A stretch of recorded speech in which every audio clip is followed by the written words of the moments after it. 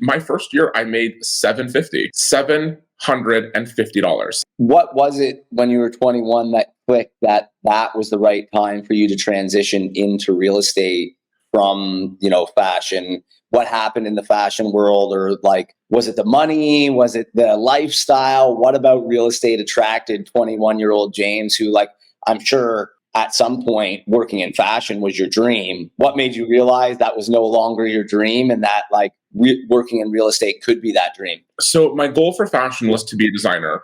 At the end of the day, I wanted to just be a fashion designer, but it's so expensive. It's $1 million startup. And coming off my parents' divorce, they're like, we're not funding your life anymore. You got to figure your shit on your own.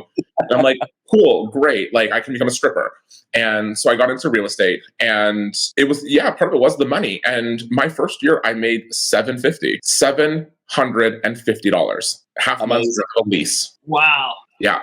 So people are like, oh my God, I made $100,000 my first year. I'm like, you got lucky. What happened year two? Like, I did nothing. Exactly. So obviously going through that, getting into real estate, only making $750 in your first year, what was it that made you stick with it and still see the possibility for what you could do in real estate? And at what point, did it click that Instagram and social media was going to be the way forward for you when no one else was really doing it? I stick with pretty much everything that I do. So even as I was in real estate, I was still kind of dealing with fashion on the back end, whether I was helping out designers that I knew in the local Toronto scene, I was still styling clients and just expressing myself through my own fashion. Fashion is always, it still is in my life. Like yesterday, I modeled in a fashion show.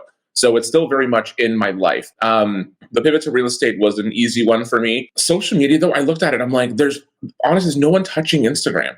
Now everybody and their mother is a mock James in the city. Like it's really laughable. You see people buy their followers, and they try to create content that I've done 8 years ago, or even 3 years ago. And I'm like, get your own fucking ideas. You know what I mean? But I saw an opportunity and ran with it, and it worked really well.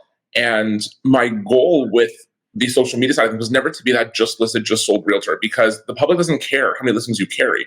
The public wants to know how many deals can you close. Not that you got 6 new listings on Main Street. They don't care about that. So I was providing education. By the time I got into the client's door for a listing appointment, I had already sold them. They just wanted to meet me face to face for an energy meeting.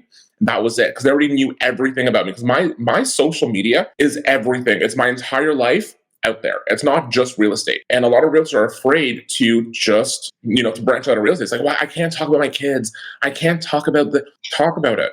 Like, we've heard Jess Lenavelle say this for years, and I've kind of taken this before Jess even did this. I didn't know she existed at the time, but her intimacy side of her model, I was in it from the beginning. I talked about my struggle with addiction. I talked about domestic violence. I've talked about my eating disorder before Jess created her program. And that's what got me into the door of a lot of people, because they connected with that.